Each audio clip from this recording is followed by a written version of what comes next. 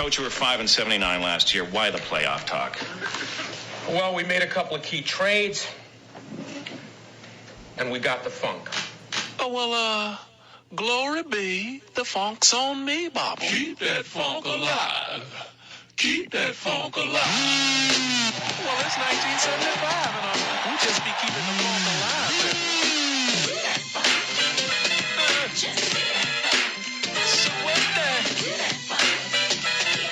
Aloha and hello out there, everybody. What's going on? This is Miho with the Too Close to Call podcast series, joined, as always, by my co-host Pags, and this is the 0 to 100 series. 0 to 100. I'm Pags, everybody. What's going on? Pags, what's your favorite number, non-athlete specific? Is it 68 because you wore it? Probably. Why'd you wear 68? Because that's the number they gave me. I actually came in praying for 90 because that was my number in high school because I was a D lineman. I was going to say, well, you can't end up... Well, you were recruited D-line, right, originally? Yeah, they must have knew they were going to move me to O-line eventually because they gave me 6'8". They gave you a 68 even when you were playing defense? Yeah, I was 68, and by the time the number 90 kid graduated, I'd already moved to O-line, so that was not going to happen. Interesting. They're like, yeah, let's give this freshman who's going to redshirt a yellow jersey. What number? It doesn't matter. He ain't going to play. He's going to be some sort of lineman. Give him the big 6'8". Yeah, it turns out to be one of my favorite numbers now. Why'd you wear 90 in high school then? I got stories for all my numbers. I was 70 because I was O-line, and then they moved me to tight end right before my senior year. So in the program, I was number 70, but on the field, I was number 90 because I had to be able to be eligible to run routes. Oh, well, you would be an absolute terror for a broadcaster trying to figure out what the hell's going on then. Well, that and college recruiting, some guys called me like late December. They're like, dude, I've been looking for you on the field. I just thought you were injured the whole season. Then I realized you were the number 90. Oh, dude, what the man? That That's sucks. why I didn't go to Lafayette because they were the main culprit. They actually called me while we were at our Panic at the Disco concert. Remember that in Wells Fargo? Oh, yeah, absolutely. They called me and they were like, what number are you? I was like, 90. They go, oh, well, that makes sense. But 70 and 90 were both given to you, not chosen for a specific reason? Correct. My favorite number growing up was 89 just because I just liked it when I played tight end, and then I eventually got a different number. That's right. Very cool, dude. Very cool. I was curious as I was just jumping in there. I was like, why the hell was he 68? I don't even know that. Well, I know you were number 20. And I want to say that was your dad's number?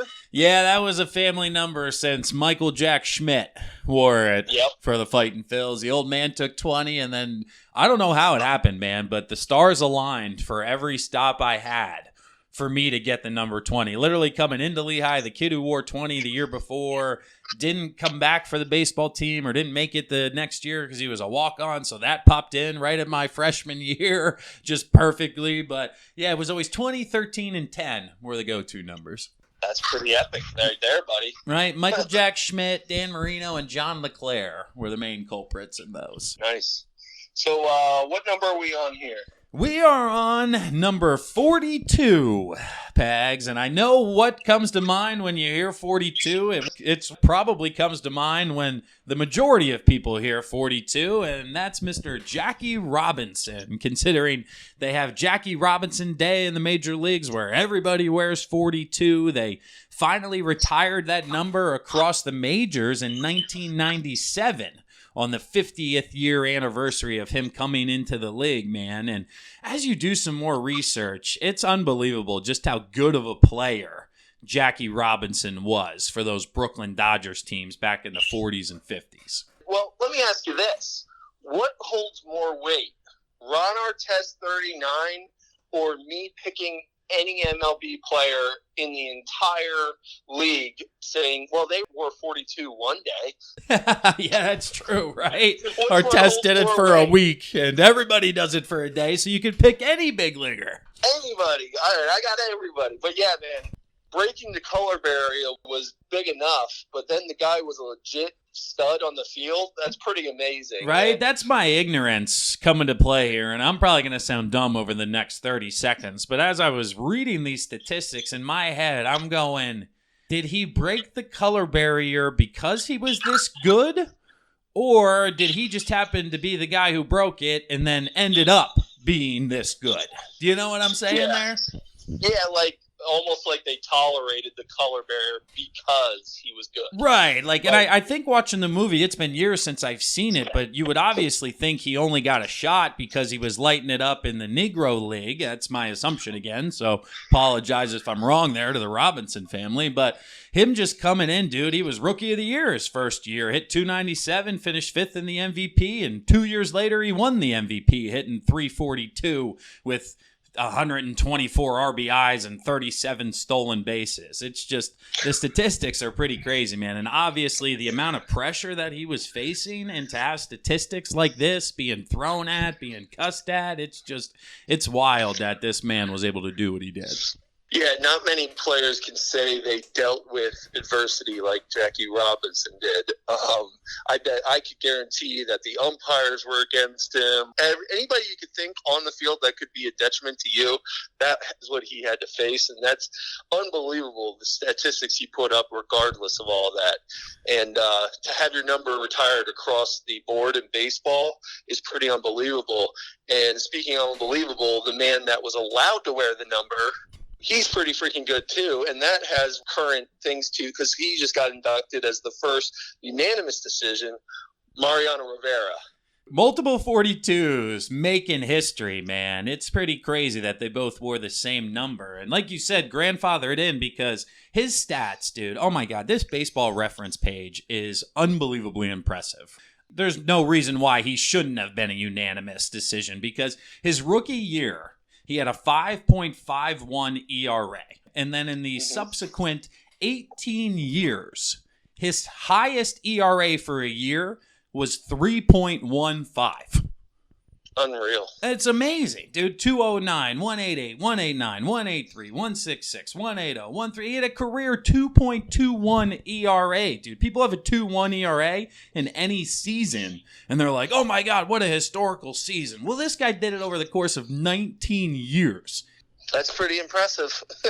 Yeah, pretty impressive. You know what else? You know what's even more impressive, dude? And that's where they were saying, literally, Mariano Rivera could have been voted into the Hall of Fame as two separate players. If he played in the regular season, literally did not play an inning in the postseason, he would have been a Hall of Famer. And as you look at his postseason stats alone by themselves, over the course of 16 years, going 8-1 with a .7 ERA, he would have made the Hall of Fame if he literally didn't play in the regular season and only played in the playoffs. .7 playoff ERA, dude. Are you kidding me? Over 16 years? That's crazy. Does he have the save record? Look at this. Look at this. When you say that's crazy, dude. 11 runs in 141 innings. 11. 11 packs. People. The one guy gave up 8 runs in the first inning the other day. Yeah, we think like it's unbelievable, like Brad Lidge went like a perfect season, and then you see these stats and you're like, oh man. There was one time in a game in the year 2000 where Mariano, it looks like, gave up multiple runs in a series or a game. Everything else is 1 run maximum over the course of 5 innings in the series. That's crazy. Wow, Oh my dude. God. It's just insane when you get lost in some of these baseball reference, basketball reference pages. Just looking at some of the individual statistics, you're like, oh my God, I am just so honored to have watched that guy pitch over the course of 20 years. For sure, man. And being the first unanimous decision is pretty unbelievable. And I'm feeling we're going to see more of those now that he kind of broke that barrier. Being the unanimous Hall of Fame selection, and I'm sure we're going to see more coming up with Jeter and some of the other big names in baseball, but Mariano Rivera will always have that being the first one to do it. Absolutely, dude, for sure. And like we mentioned, with the number being retired, these will be the last 42s being referenced on the diamond. But we do have a couple of gentlemen on the hardwood making the list here as well. One nationally, a guy who I never really followed or watched, but James Worthy for the Los Angeles Lakers was a Hall of Famer, 7-time All-Star. Big Game James was his nickname here on Basketball Reference.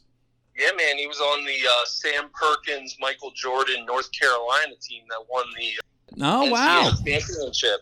That's a pretty studly team to have in the in the NCAA March Madness. Yeah, no wonder you brought home the title that year. So, yeah, I remember Worthy just from watching the Celtics-Lakers 30 for 30, and he had that big beard with the rec specs, and he was always Magic's second in command there, and they were probably one of the first big threes, him, Magic, and Kareem on those Lakers teams. So it's pretty amazing how far we've come in the NBA, where those guys were homegrown talents that were drafted by the team, and now you have everybody just bouncing from team to team because that's who they want to play with. All over the place, dude. And let's see, the last one nationally we have here is Ronnie Lott, defensive back. He made 10 Pro Bowls, was a 6-time All-Pro, 4-time Super Bowl champion with the Niners, Raiders, and Jets during his career over 14 years. And I think I'm correct in saying this, the only man in the Hall of Fame with half a pinky. Oh, there you go. 4.5 fingers for Mr. Lott. 4.5 fingers. I don't know what hand it was on, but I know that Ronnie Lott cut that shit off because it was being an annoyance to him. Oh, man, I did not know that. So there's some trivia for you. There's some trivia. Yeah, man, cut his finger off because I don't know what he did, whether he tore a ligament or something, but I don't know if he injured it in the game, but he had it cut off. Oh, goodness. That was it.